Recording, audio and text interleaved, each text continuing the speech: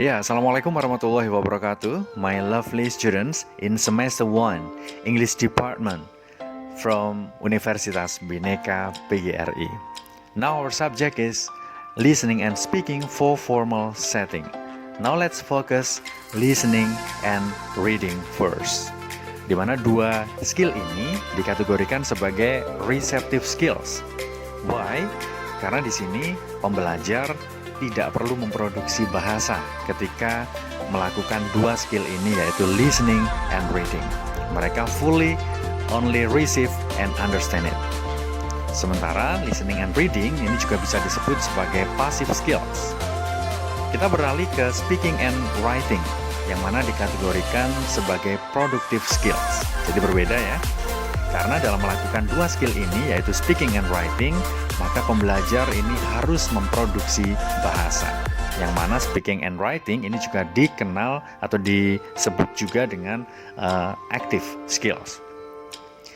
Dalam menyebutkan 4 skill bahasa, kita harus menyebutkannya secara urut. Ya. Yang pertama adalah listening, kemudian yang kedua adalah speaking, dan yang ketiga adalah reading, dan yang terakhir keempat adalah writing. Kenapa? Karena dari fenomena kenyataan mengatakan bahwa the babies hear new items. Seorang bayi mendengar sesuatu ini pertama kali mereka lakukan. Kemudian tahap kedua adalah mereka berbicara dari apa yang mereka dengar. Kemudian tahapan selanjutnya adalah mereka membaca, dan yang terakhir adalah menulis. In the next slide we focus on the 4 language skills. Kita fokus pada 4 skill dalam bahasa Inggris. Menyebutkannya harus tepat. Jadi diawali dengan listening, and then speaking, and then reading. The last one is writing. Kenapa? Karena kembali lagi ini adalah berhubungan dengan fenomena pertumbuhan manusia. Diawali dari mendengarkan terlebih dahulu, berbicara, kemudian ada tahapan membaca, dan yang terakhir adalah tahapan belajar menulis. The following slide is talking about language components. Kalau tadi kita berbicara tentang skill berbahasa atau language skills, sekarang kita berbicara tentang language components, bahwa bahasa Inggris pun selain punya skill, bahasa Inggris juga punya yang namanya komponen berbahasa. Dibagi menjadi 3. The first one is vocabulary, kosakata, and then the second one is grammar atau pola atau tata kalimat. Kemudian the last one is pronunciation atau pengucapan. Jadi kalau skill ada 4, listening, reading, listening, speaking, reading, and writing. And then kalau komponen di sini ada 3, vocabulary, grammar, and pronunciation. Ini yang harus diingat-ingat. And then the following slide is talking about contoh-contoh opening speech. We are talking about the example of the opening speech.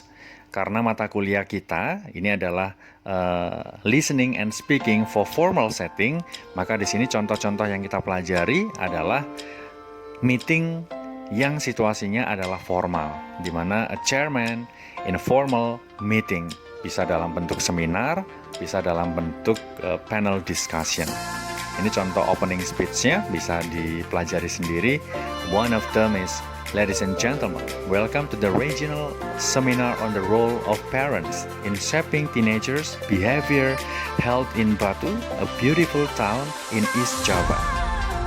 Kemudian ini adalah openingnya begitu ya. Yang terakhir contohnya adalah, finally I herewith declare the conference officially open. Jadi ini adalah contoh-contoh membuka sebuah sambutan dalam situasi konferensi yang formal.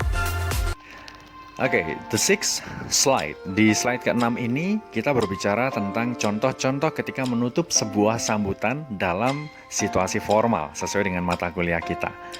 Ya, contohnya adalah, finally I herewith declare the conference closed. Atau kita bisa menggunakan alternatif yang kedua, ini lebih lengkap lagi. On behalf of the Rector of Universitas Bhinneka PGRI, I herewith declare the International Conference in Education held in Victoria Hotel Ballroom officially closed.